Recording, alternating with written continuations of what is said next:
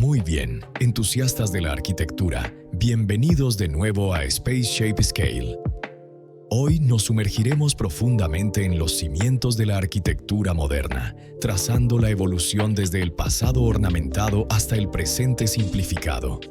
Un mundo donde el diseño no estaba limitado por reglas rígidas, sino que estallaba en una explosión de color, curvas e innovación impresionante.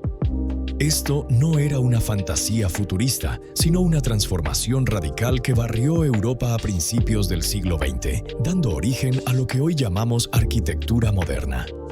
Vamos a desglosar algunos estilos clave que a menudo se consideran los primeros pasos hacia el modernismo. El protomodernismo, la fascinante interacción del Art Nouveau y el movimiento Arts and Crafts, el espíritu revolucionario de la Secesión de Viena, la vibrante explosión del modernismo catalán y el poderoso principio del funcionalismo. Cada uno de estos movimientos no es solo un capítulo en la historia. Son historias esenciales sobre cómo mentes visionarias transformaron nuestro mundo construido. Así que vamos a ello. ¿Alguna vez has observado un edificio y sentido que susurra historias de su época, de sus creadores, de su alma? Bueno, hoy no solo miraremos estructuras, nos adentraremos en las mentes de los arquitectos visionarios que se atrevieron a soñar más allá de su época, esculpiendo literalmente el futuro en piedra, acero y vidrio. Estos son los héroes olvidados, los rebeldes, los padres del modernismo, cuyas ideas continúan moldeando nuestro mundo construido hoy en día. Podrías estar pensando, ¿por qué debería importarme arquitectos de hace más de un siglo? Quizás te cuesta ver la belleza más allá de las formas de arte tradicionales, o simplemente te intimida todo lo que lleva la etiqueta de modernista. Pero créeme, al final de este viaje verás por qué apreciar sus maravillas no es solo hacer turismo, también es una búsqueda del alma. Así que vamos a quitar la bonita fachada y descubrir las profundidades filosóficas cargadas de simbolismo que definen este increíble periodo. Antes de conocer a nuestras leyendas arquitectónicas, establezcamos el escenario. ¿Qué es exactamente el modernismo? Es un término que abarca un vasto movimiento cultural y artístico que explotó en el mundo occidental desde finales del siglo XIX hasta principios del siglo XX. No fue solo un cambio en los estilos de construcción, fue una reacción profunda a la revolución industrial y su énfasis en la producción en masa y la estandarización. Los artistas y diseñadores anhelaban un retorno a la autenticidad, el significado y una conexión más profunda con la naturaleza. El modernismo enfatizaba la experimentación, la abstracción y la experiencia subjetiva, impulsado por un deseo de desafiar la tradición y expresar nuevas sensibilidades.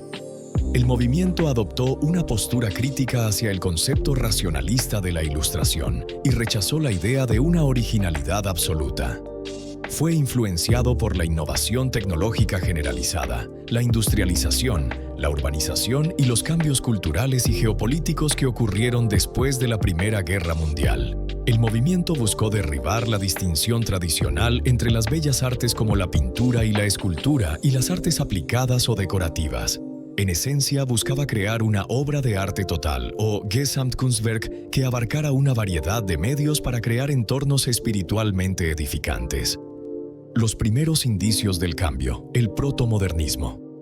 Piensa en el protomodernismo como el equivalente arquitectónico de un profundo temblor antes de un terremoto. No es el terremoto completo todavía, pero es la señal innegable de que fuerzas enormes están en juego, sentando las bases para una transformación total. Este fue un periodo en el que ciertos arquitectos comenzaron a desafiar los estilos históricos ornamentados y a menudo copiados del siglo XIX, estilos llenos de torretas, elaboradas ménsulas y pronunciados hastiales tomados de influencias góticas o de la reina Ana. Nuestra historia comienza no con un arquitecto, sino con un jardinero. Joseph Paxton, 1803 a 1865. El jardinero que sembró el modernismo. Imagina Londres en 1851. El mundo estaba a punto de presenciar algo completamente sin precedentes: el Palacio de Cristal. Esta colosal estructura diseñada por Joseph Paxton fue revolucionaria. ¿Por qué? porque estaba hecha casi completamente de hierro fundido y paneles de vidrio prefabricados. Paxton, originalmente jardinero, se inspiró en los invernaderos y en la propia ingeniería de la naturaleza, aplicando estos principios para crear un edificio de escala y velocidad de construcción sin precedentes. Figuras como Joseph Paxton, con su innovador Palacio de Cristal, 1851, se destacan aquí. Aunque profundamente enraizado en la ingeniería victoriana, su uso pionero del hierro y el vidrio en estructuras modulares anticipó realmente la apertura y expresión industrial que definirían el modernismo. El trabajo de Paxton fue un testimonio de la idea de que la arquitectura podía ser algo radicalmente nuevo, construido con materiales y técnicas modernas, en lugar de simplemente imitar el pasado. Fue una manifestación tangible de un creciente descontento con la mera reproducción de formas históricas. El Palacio de Cristal fue ensamblado en solo 9 meses, usando partes estandarizadas y fabricación en masa. Era liviano, eficiente y adaptable, un marcado contraste con los edificios de mampostería ornamentados y pesados de su tiempo. Esto no fue solo una maravilla de la ingeniería, fue una visión protomodernista. Anticipó elementos clave de la arquitectura moderna, como las fachadas de vidrio, los interiores de planta abierta inundados de luz, y el mismo concepto de la arquitectura como un sistema funcional y repetible. Paxton, a través de su uso innovador de materiales industriales, rompió las convenciones arquitectónicas y sentó una base crítica para la era moderna, demostrando que la arquitectura podía ser tanto una declaración tecnológica como un manifiesto cultural. Aunque fue destruido por un incendio en 1936, su ADN vive en todo, desde rascacielos modernos hasta invernaderos contemporáneos. Ahora hablemos de dos movimientos que a menudo se confunden, pero que representan caminos distintos, aunque relacionados hacia una nueva estética: el Art Nouveau y el movimiento Arts and Crafts. Ambos surgieron a finales del siglo XIX y principios del XX como una respuesta directa a los excesos percibidos de la industrialización y el auge de la producción en masa. Compartían un objetivo común: crear arte que fuera auténtico, significativo y conectado con la naturaleza. Art Nouveau o Nuevo Arte fue un estilo internacional que realmente explotó en Europa Occidental y Estados Unidos desde la década de 1880 hasta la Primera Guerra Mundial. Se caracterizó por una casi indomable celebración del mundo natural, favoreciendo líneas sinuosas, curvas latigazo y detalles intrincados. Piensa en formas orgánicas como flores, hojas y enredaderas expresadas de manera dinámica. Los artistas del Art Nouveau incorporaron con entusiasmo nuevos materiales como hierro, vidrio y cerámica, creando diseños innovadores e inusuales.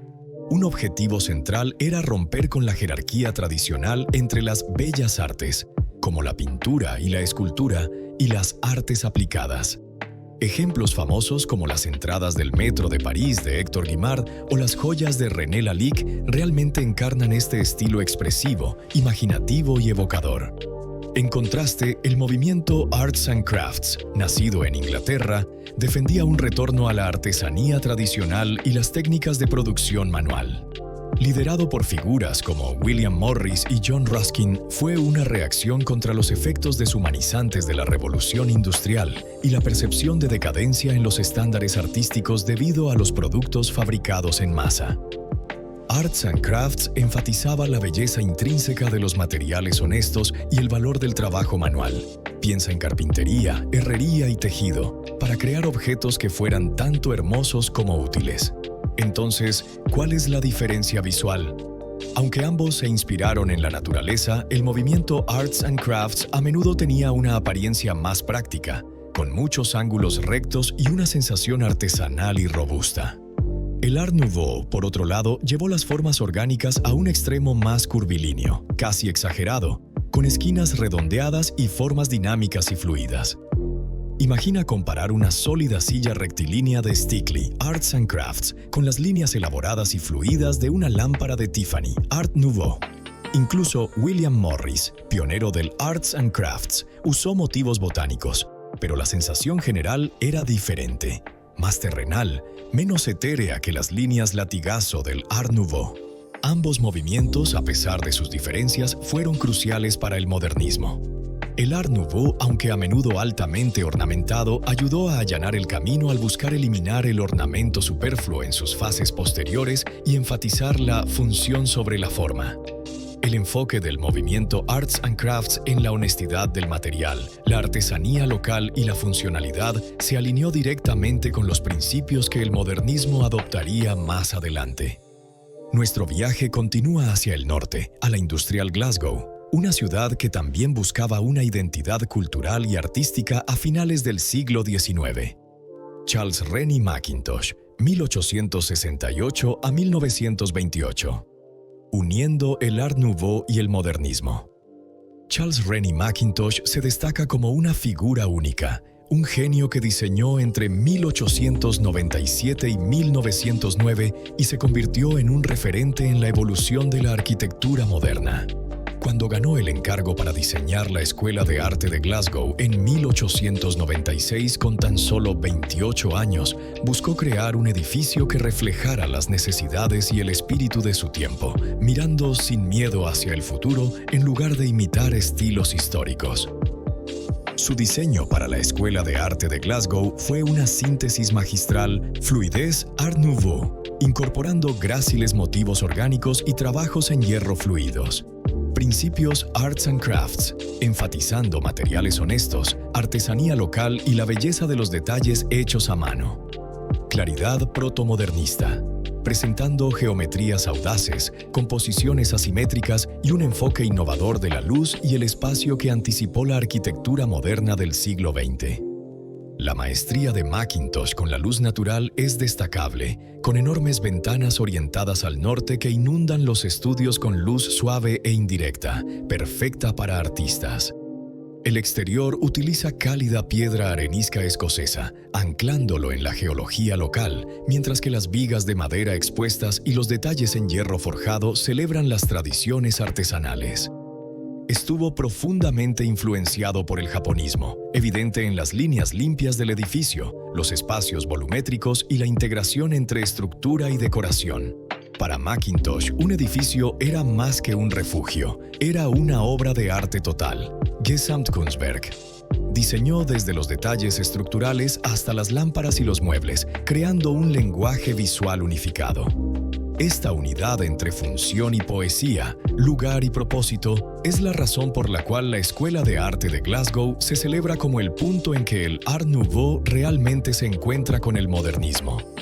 Aunque tristemente dañada por incendios en 2014 y 2018, el espíritu de la escuela y la dedicación a reconstruirla siguen firmes. Su diseño para la Hill House, 1902-4, en Escocia también ejemplifica su exitosa unificación de las bellas artes y las artes aplicadas. A continuación, viajamos a Barcelona, donde una variante verdaderamente única y vibrante del Art Nouveau, conocida como modernisme catalán, floreció.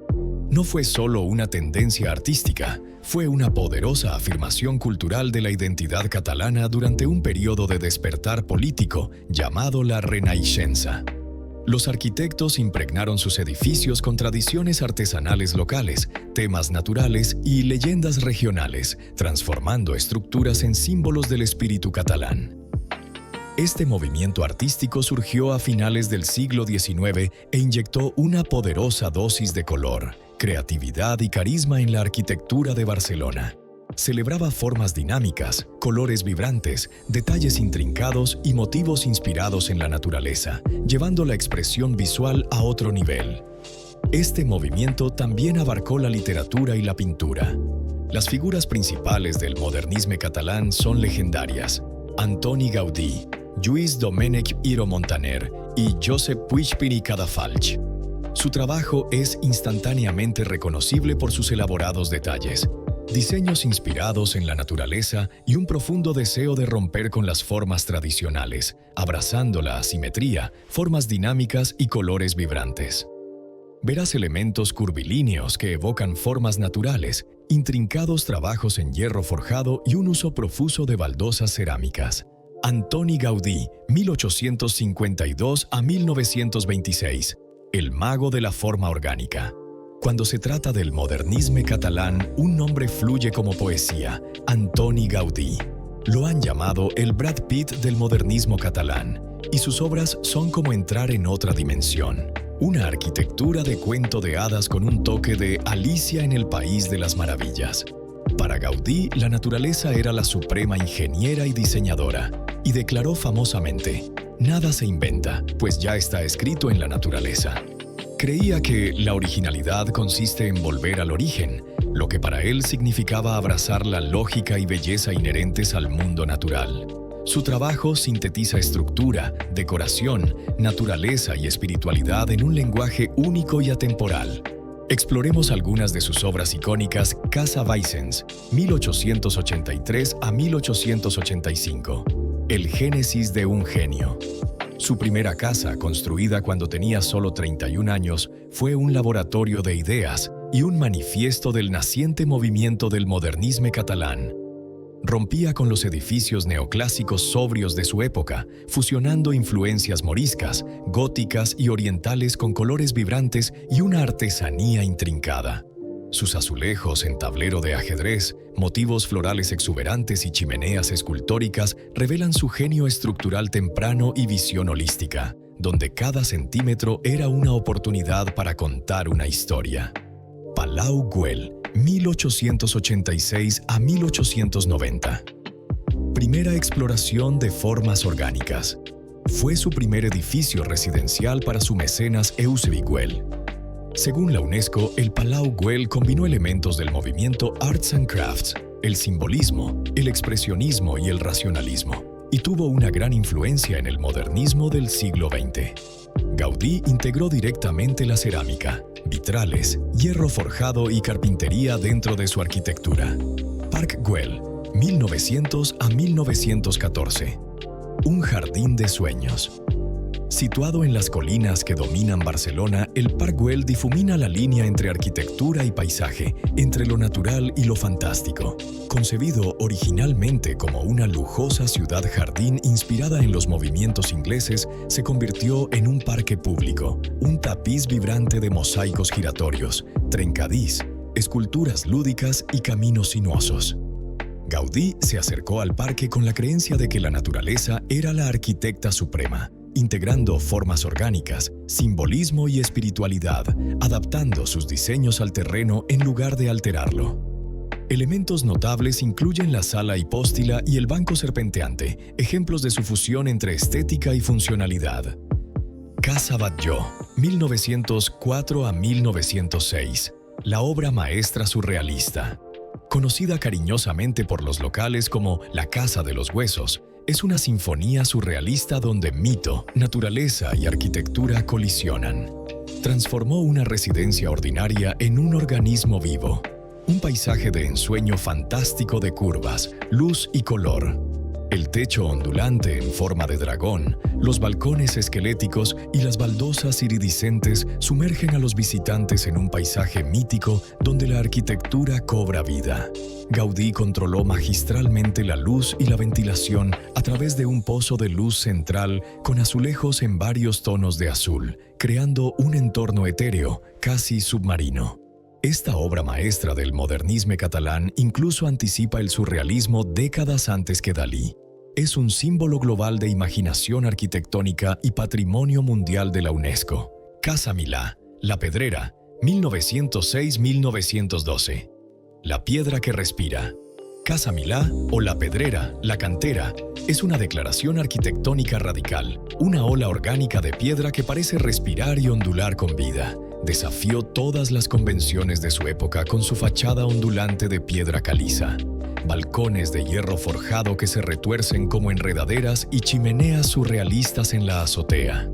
La innovación de Gaudí incluyó una estructura de vigas y pilares de hierro que liberó las paredes interiores, permitiendo una vida de planta abierta, un concepto muy adelantado a su tiempo.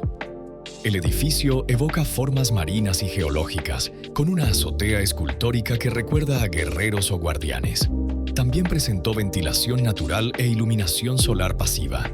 Escuelas de la Sagrada Familia, 1909. Humildes pero revolucionarias. Al lado de la monumental basílica, las escuelas de la Sagrada Familia demuestran la filosofía de Gaudí en su forma más pura.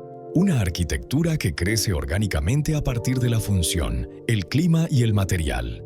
A pesar de ser construido con un presupuesto limitado y materiales simples como ladrillo delgado, presenta muros ondulados y un techo curvado catenario, diseños que distribuían cargas eficientemente y resistían el viento. Esta modesta escuela fue un claro precursor de las geometrías fluidas que desarrollaría más adelante, anticipando las estructuras modernas de cáscara y el diseño sostenible décadas antes de que fueran tendencia. Hoy es un museo que preserva los principios arquitectónicos de Gaudí en su forma más destilada. Sagrada Familia, desde 1882, la creación eterna. La obra de la vida de Gaudí, la Basílica de la Sagrada Familia, es más que una iglesia. Es un acto de devoción en piedra, un lugar donde la arquitectura, la naturaleza y la espiritualidad se unen. Cuando Gaudí asumió el proyecto en 1883, transformó su diseño neogótico convencional en una expresión elevada de las formas de la naturaleza y la geometría sagrada.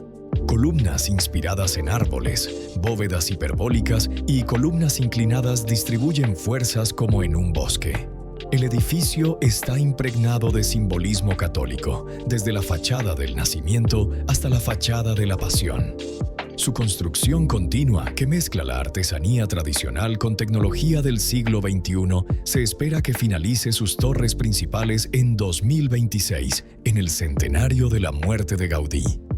Hotel Attraction, 1908. El rascacielos orgánico no construido para Nueva York. Este es una locura.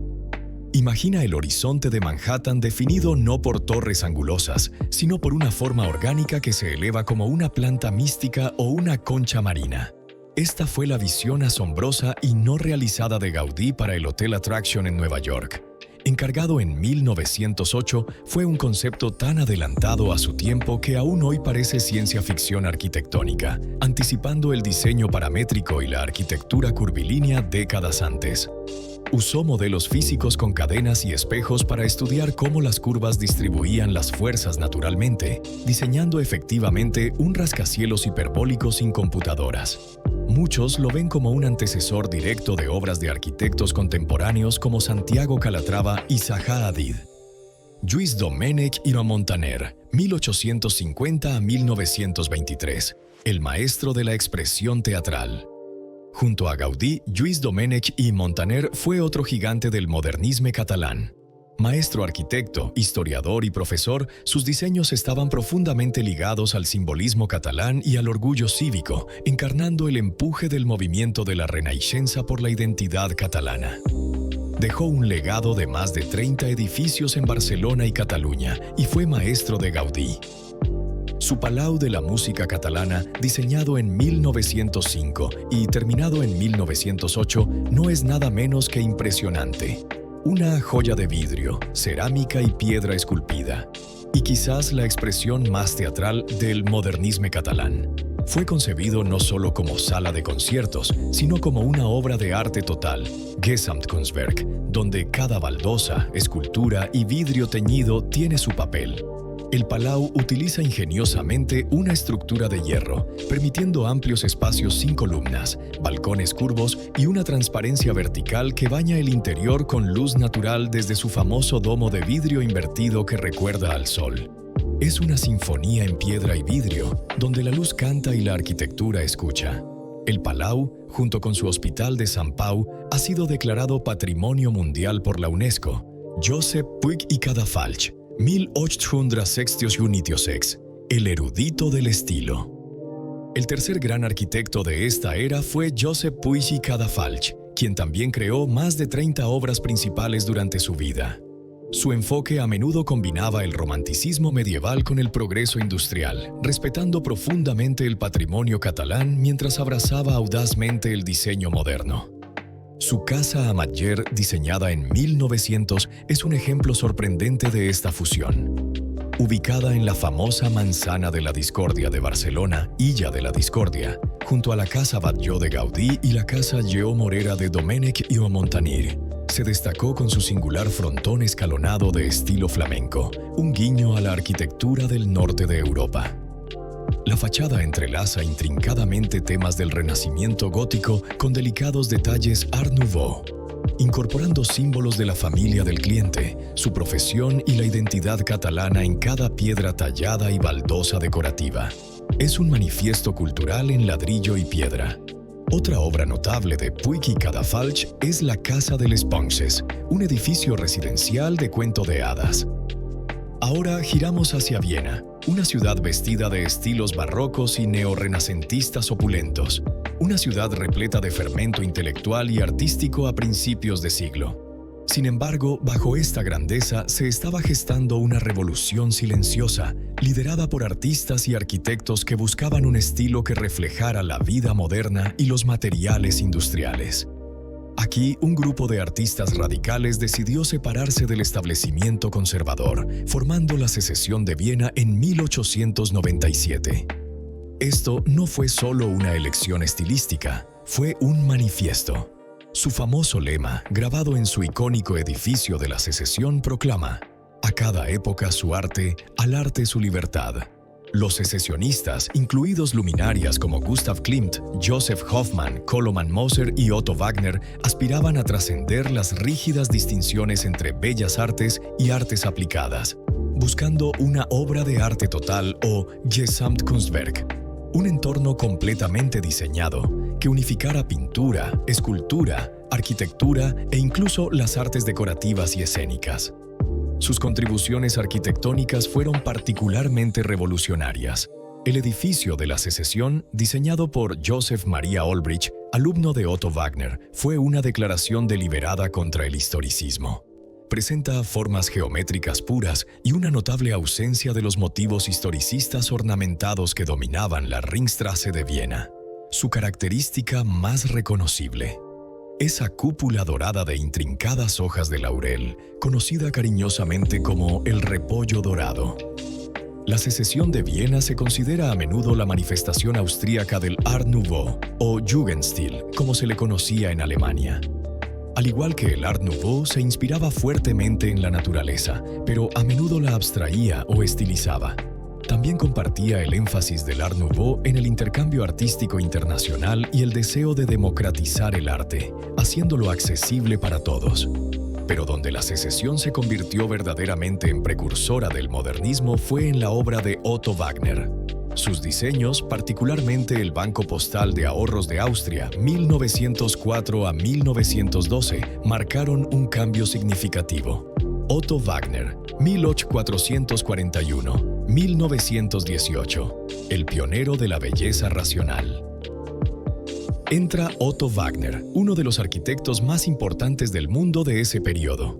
Wagner fue un visionario que reconoció que la arquitectura historicista, centrada en el pasado, contradecía las dinámicas políticas, económicas y sociales de su tiempo. Creía que la arquitectura debía reflejar su época y su propósito, afirmando célebremente: algo que no es práctico no puede ser bello. Para Wagner, la belleza provenía del diseño racional, la estructura clara y la expresión honesta de los materiales modernos. Su nombramiento como profesor en la Academia de Bellas Artes de Viena en 1894 fue revolucionario. Cultivó un equipo de arquitectos modernos, la Escuela de Wagner, que propagó sus ideas y se convirtió en figura paterna del movimiento de la Secesión de Viena, al que se unió en 1899. Wagner, junto con sus estudiantes Joseph Hoffmann y Joseph Maria Olbrich, formó este grupo radical que rompió con las instituciones artísticas conservadoras, abogando por un arte independiente, vanguardista y un diálogo entre el arte y la vida cotidiana. La obra maestra de Wagner y un hito definitorio en la transición de Viena hacia el modernismo es el Banco Postal de Ahorros, Postsparkasse, completado en 1906. Esta institución financiera, típicamente bastión del gusto conservador, se convirtió en un laboratorio radical para el acero, el vidrio y el concreto. En lugar de fachadas de piedra tallada cubiertas de ornamentos, Wagner envolvió el edificio en losas lisas de granito gris perforadas por pernos de aluminio expuestos. Estos pernos no eran solo decoración. revelaban con orgullo cómo se fijaban los revestimientos, transformando un mero detalle constructivo en una declaración estética. La estética despojada del post-Sparkasse, su énfasis en la utilidad y el uso de materiales industriales anticiparon directamente los ideales de la Bauhaus sobre la función y la verdad de los materiales. Wagner otorgó efectivamente permiso a futuras generaciones de arquitectos para abrazar la belleza intrínseca de la construcción moderna, influyendo en figuras como Adolf Loos, quien declaró célebremente: "El ornamento es un crimen". Wagner demostró que los materiales modernos y la ingeniería clara podían simbolizar confianza y transparencia más poderosamente que la opulencia del viejo mundo. Fue verdaderamente el banco del futuro, no solo por su innovación, sino por encarnar una nueva relación entre arquitectura, sociedad y tecnología. Sus otras obras notables incluyeron estaciones para el ferrocarril metropolitano de Viena y la iglesia de Steinhof. El mencionado Banco Postal de Ahorros de Wagner es también un ejemplo principal del diseño funcionalista, donde estructura, utilidad y diseño convergen para expresar el espíritu de un nuevo siglo. Creía en la honestidad del material y la lógica visible, exponiendo elementos estructurales, pernos y vidrio, asegurando que nada estuviera oculto y todo fuera intencional. Más adelante, figuras como Le Corbusier llevarían esto aún más lejos, declarando célebremente que una casa es una máquina para vivir en. Una ilustración clara del pensamiento funcionalista puro. Finalmente, exploremos el funcionalismo, el principio rector que se convirtió en una piedra angular de la arquitectura moderna. La forma sigue a la función. Esta máxima, acuñada por Louis Sullivan, sostenía que el diseño de un edificio debía estar determinado por su propósito y su lugar, en lugar de por motivos históricos prestados o una ornamentación excesiva. El funcionalismo fue una narrativa contraria directa a los excesos decorativos que lo precedieron, incluyendo algunos aspectos del Art Nouveau. Mientras que el Art Nouveau llevó los excesos victorianos a un dramático crescendo de fin de siglo, su naturaleza efímera se debió en parte al creciente énfasis del modernismo en la función sobre la forma y la eliminación del ornamento superfluo. Los arquitectos funcionalistas rechazaron las fachadas elaboradas y recargadas a favor de formas limpias, racionales y guiadas por su propósito. Al otro lado del Atlántico, un nuevo lenguaje arquitectónico estaba emergiendo en las ciudades estadounidenses en auge, impulsado por la invención y la ambición. Louis Sullivan, 1856 a 1924, el padre de los rascacielos. Louis Sullivan es, sin duda, una de las figuras más influyentes y pioneras de la arquitectura moderna estadounidense, a menudo llamado el padre de los rascacielos. Su filosofía se destiló en su máxima icónica: la forma sigue a la función. Sullivan creía que la forma de un edificio debía surgir directamente de su propósito, rechazando la imposición de estilos históricos sobre necesidades modernas. Imaginó un lenguaje arquitectónico auténticamente americano que rechazara los estilos europeos importados en favor de nuevas formas arraigadas en ideales democráticos y principios orgánicos. Su influencia se muestra dramáticamente en el edificio Guaranty en Buffalo, Nueva York, terminado en 1896.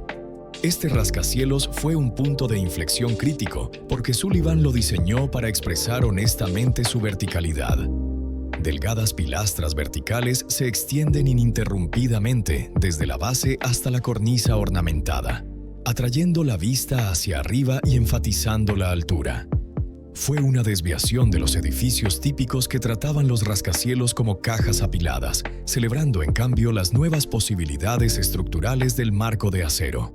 Lo que realmente distinguió a Sullivan fue su creencia de que abrazar la función no significaba abandonar la belleza.